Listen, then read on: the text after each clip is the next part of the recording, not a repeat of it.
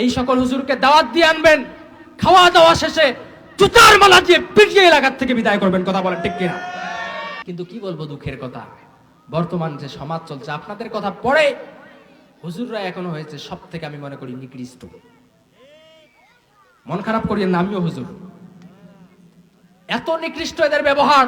মাহফিলের জন্য দাওয়াত দিবেন যে হুজুর, আমরা অনেক প্রত্যন্ত অঞ্চলের মানুষ, চরের মানুষ, আমাদের এলাকায় একটু আসেন, আপনার কণ্ঠে একটু আমরা আলোচনা শুনবো। হুজুর বলে 1,20,000 না হলে আমি যাব না। এর ভাই কথা কয় না। হুজুর বলে 50, 60, 70, 80 লাগবে, না হলে আমি যাব না। বলে না, বলে না? এই সকল হুজুরকে দাওয়াত দিয়ে আনবেন, খাওয়া দাওয়া শেষে জুতার মালা দিয়ে পিটিয়ে এলাকার থেকে বিদায় করবেন। কথা বলেন ঠিক কিনা? আল্লাহর কোরআন বিক্রি করে খাও মিয়া। সারা দেশে প্রোগ্রাম করা যাবে, শুধু 15,000 টাকা যদি দেয়া যায় সারা দেশে প্রোগ্রাম করা যাবে। যারা এই ওয়াজের নাম দিয়ে জনগণের কাছ থেকে টাকা নিয়ে খায়, এদের মতো বেয়াদব চরিত্রহীন আমি মনে করি আর একটা ওই সমাজে নেই। কথা বলেন ঠিক কিনা?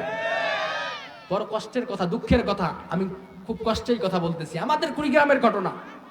বক্তা দাওয়াত করার পর 30,000 টাকা কন্ডাক্ট হয়েছে ওনার সাথে। 28,000 টাকা দেয়া হয়েছে, হুজুর আমাদের তবিলে আর নাই, আপনি ক্ষমা চাচ্ছি, আপনি চলে যান, বক্তা উঠবে না।